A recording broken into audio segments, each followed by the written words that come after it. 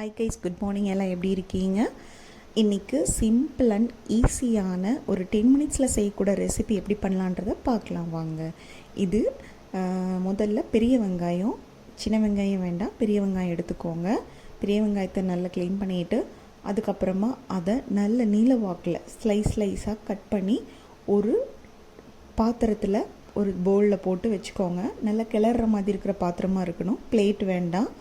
Cut பண்ணுற போது மட்டும் நல்லா பிளேட்டில் கட் பண்ணி எடுத்துட்டு அதை எடுத்து ஒரு பவுலில் போட்டுக்கோங்க.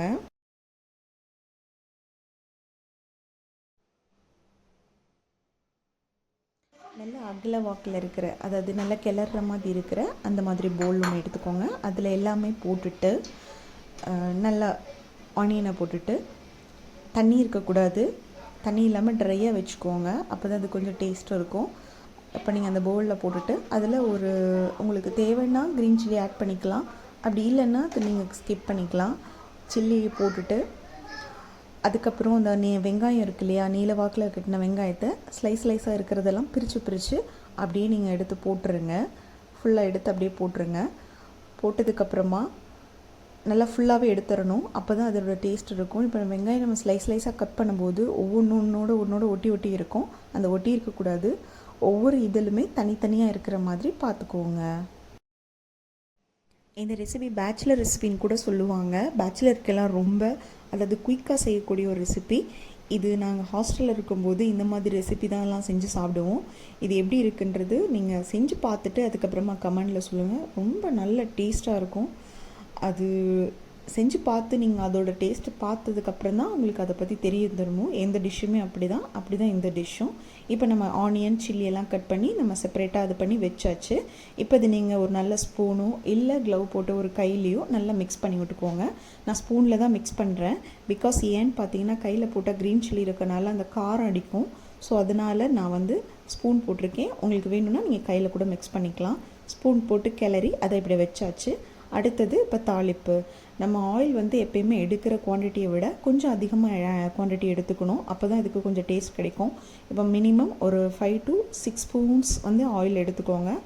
அது ஸ்பூன் நல்லா சூடானதுக்கப்புறமா மேக்ஸிமம் சிம்மில் வச்சுக்கோங்க. அப்போ தான் அது சூடாகி நல்ல இதாகும். இல்லைன்னா ரொம்ப கொதிச்சிருச்சுன்னா அது வெளியெலாம் தெறிக்க ஆரம்பிச்சிடும்.